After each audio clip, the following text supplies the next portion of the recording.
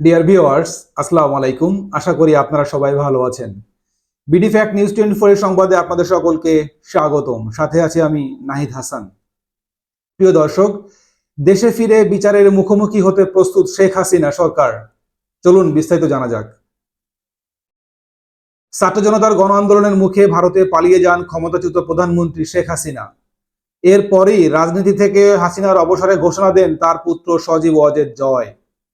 পরে বক্তব্য পাল্টে জানান তার মা ফিরে আসবেন, এমনকি নিজে দলের দায়িত্ব নেওয়ার জন্য প্রস্তুত, এমন কথাও জানান তিনি।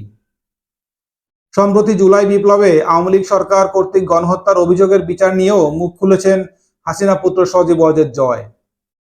আন্তর্জাতিক বার্তা সংস্থা রয়টার্সকে দেয়া এক সাক্ষাৎকারে জয় জানান, বাংলাদেশে ফিরে আসাটা তার মায়ের উপর নির্ভর করবে। তিনি দেশে ফিরে বিচারের মুখোমুখি হওয়ার জন্য প্রস্তুত।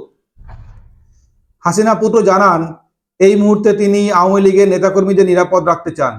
তিনি দলের নেতাকর্মীদের উপর চালানো নৃশংসতা সম্পর্কে আন্তর্জাতিক সচেতনতা বাড়াতে চান তিনি। সাক্ষাৎকারে হাসিনা পুত্র জয় জানান, ছাত্রদের দাবি করা আন্দোলনের নেতৃত্ব দেওয়ার বিষয়ে শেখ হাসিনা দেশে ফিরে বিচারের মুখোমুখি হওয়ার জন্য প্রস্তুত। এছাড়া আওয়ামী লীগ নির্বাচনের প্রতিদ্বন্দ্বিতা করতে চায় বলেও জানান তিনি। রয়টার্সের প্রতিবেদনে বলা হয়েছে, গত মাস থেকে দিল্লির কাছাকাছি আশ্রয়ে আছেন শেখ হাসিনা।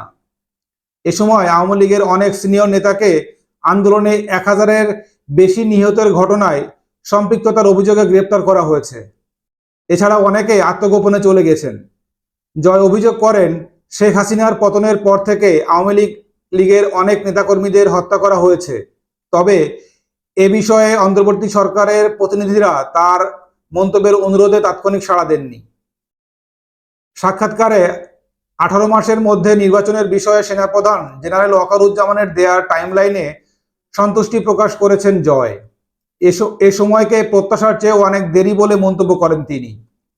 তবে তিনি এতেই খুশি বলে জানান, তার দল আওয়ামী লীগ ছাড়া প্রকৃত সংস্কার এবং নির্বাচন অসম্ভব বলে মন্তব্য করেছেন শেখ হাসিনা পুত্র সজীব ওয়াজেদ জয়। জয় জানান, তিনি নিজ থেকে অথবা অন্তর্বর্তী সরকারের পক্ষ থেকে তার সঙ্গে আলোচনার ব্যাপারে কোনো প্রকার যোগাযোগ করা হয়নি।